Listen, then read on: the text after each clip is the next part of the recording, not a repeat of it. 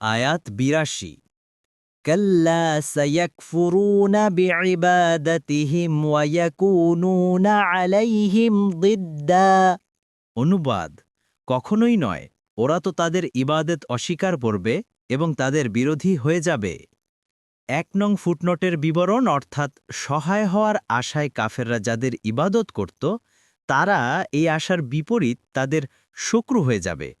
তারা বলবে, আল্লাহ এদেরকে শাস্তি দিন, কেননা এরা আপনার পরিবর্তে আমাদেরকে উপাস্য করে নিয়েছিল। আমরা কখনো এদেরকে বলিনি আমাদের ইবাদত করো, এবং এরা যে আমাদের ইবাদত করছে তাও তো আমরা জানতাম না। অন্য আয়াতও আল্লাহ সেটা বলেছেন। আর সে ব্যক্তির চেয়ে বেশি বিভ্রান্ত কে, যে আল্লাহর পরিবর্তে এমন কিছুকে ডাকে যা কিয়ামতের দিন পর্যন্ত তাকে সাড়া দেবে না, এবং এগুলো তাদের আহ্বান সম্বন্ধেও গাফেল। আর যখন কিয়ামতের দিন মানুষকে একত্র করা হবে, তখন সেগুলো হবে এদের শত্রু, এবং এরা তাদের ইবাদত অস্বীকার করবে। সূরা আহকাফ ৫ থেকে ৬ নং আয়াত।